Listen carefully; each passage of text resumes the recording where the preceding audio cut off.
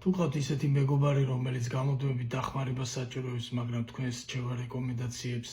არავის არ ითვალისწინებს, ან თუ ყოფილ ხართ ისეთ კონფლიქტურ სიტუაციებში, რომელიც წინასწარ გაწერილი სცენარის მიხედვით ვითარდება და ზუსტად იცით მისი ფინალი, სავარაუდოდ თქვენ ბერნის თამაში იმყოფებით. ეს არის წიგნი თამაშებზე, რომელსაც ადამიანები თამაშობენ და მის ავტორია ერიკ ბერნი, რომელმაც გასული საუკუნის 70-იან წლებში შეიმუშავა ეგრეთ წოდებული ტრანზაქციული ანალიზის თეორია, რაც გულისხმობს ისეთ თერაპიულ მიდგომას სოციალურ ურთიერთობებში, რომელიც სოციალურ ურთიერთობებს განიხილავს როგორც ერთგვარ ტრანზაქციებს, ანუ გარიგებებს.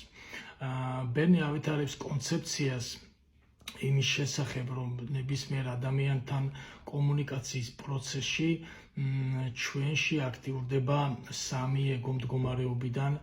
ერთ-ერთი მაინც და ეს ეგო მდგომარეობებია პირველი ექსტეროფსიქიკური, ანუ მშობლის ეგო მდგომარეობა, რომელიც შედგება მშობლებისგან გადმოღებული ქცევითი მოდელებისგან, რაც თავის თავში ატარებს ერთგვარი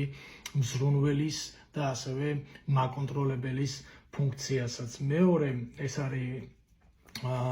ნეიროფსიქიკური, ანუ ზრდასრულის ეგო მდგომარეობა, რომელიც სრულიად დაცლილი და თავისუფალია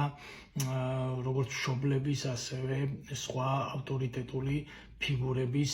აზრების ზეგავლენისგან და სრულად თვითონ არის შემოქმედი საკუთარი ქცევებისა თუ აზრებისა. მესამე ეს არის არქეფსიქიკური, ანუ ბავშვის ეგო მდგომარეობა, რომელიც ბერნის აზრით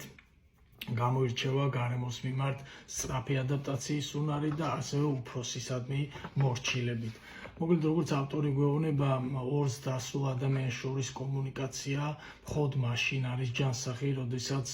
ჩვენში არსებული ზრდასრული ეგო მდგომარეობა მიმართულია სხვა ადამიანის ასევე ზრდასრული ეგო მდგომარეობის მიმართ და ყველაფერი ირევა მაშინ და კონფლიქტი მაშინ იწყება და იწყება თამაში მაშინ, როდესაც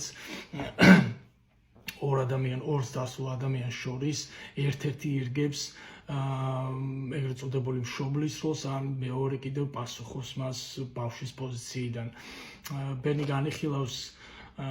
ოჯახურ ვითარებაში ისეთი წყვილის ურთიერთობას, როდესაც ერთ-ერთი თავის მეორე ნახევარს გამუდმებით ადანაშაულებს საკუთარ წარუმატებლობაში და ვერ რეალიზებულობაში და მას საკუთარი თავი გამოყავს მსხვერპლის როლში. ალბათ ბევრს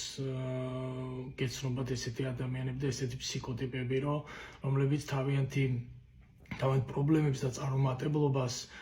ნაცვლად იმისა, რომ საკუთარ თავს აბრალებდნენ და მუშაობდნენ საკუთარ თავის თვითგანვითარებაზე, ისინი მარტივ და იოლ გამოსავალს ეძებენ,